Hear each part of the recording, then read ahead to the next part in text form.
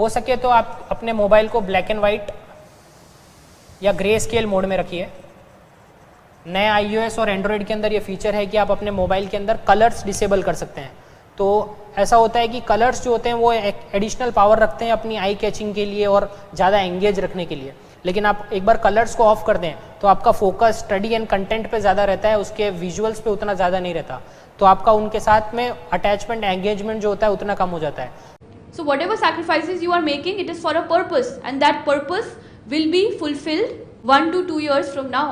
And even if it goes later, please do not worry, please do not be afraid. To be self-aware about your strengths and your weaknesses. Without self-awareness, it becomes difficult to formulate your own strategy and stick by it, because 2 years duration is a long time where you have to sustain the motivation, the momentum that you can study for enough quantity that you can clear the examination.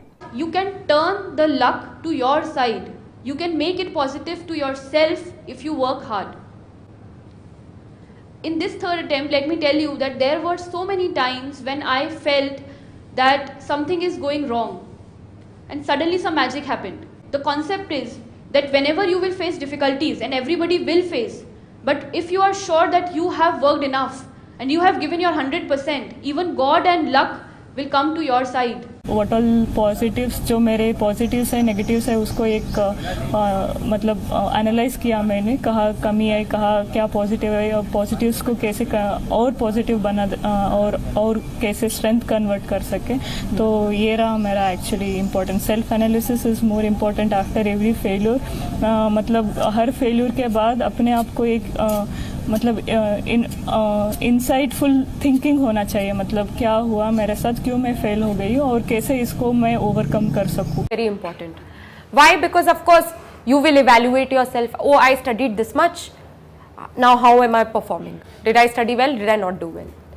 Secondly, it will help you make a strategy, because in prelims it's all about managing negative marking and still going with the risk game. So that practice can only come with mock test. So take as many mock tests as you can.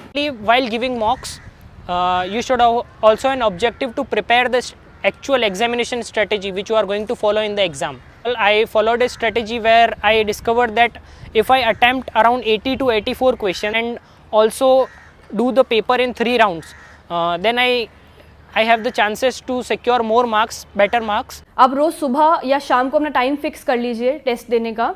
तो जैसे आज आपने exam दिया है और आज आपके marks 80 ही आए हैं बस 200 में से, तो आपको कल के लिए कोशिश करनी है कि मैं 5 मार्क्स कैसे एक्स्ट्रा लेके आऊँ, कौन सा एरिया है जिसमें मेरे सबसे कम मार्क्स आए हैं, उसको आज पढ़ के कल आप 2 या 3 नंबर एक्स्ट्रा लेके आइए। So this way every day you will see that your marks will improve. There is no syllabus of prelims, unlike mains. Prelims will catch everything which is under the sun. So इसके लिए it is very essential that you have joined this. This is a very reputed place of course. तो आप यहाँ के coaching के papers ले लें, कहीं और के ले लें, you have any other guidance, somebody giving you papers, do it. Online मिल रहे हो, do that. The most important advice regarding prelims. So if I bifurcate the examination in those 3 stages, if you take prelims, post the NCERTs, people will go for some other publications, they'll read some other books. So what this will ensure is that when a complex question might arrive in the prelims, you'll feel a bit confused. And in that confusion and anxiety, you'll tick the wrong answer and the overall question will go to waste.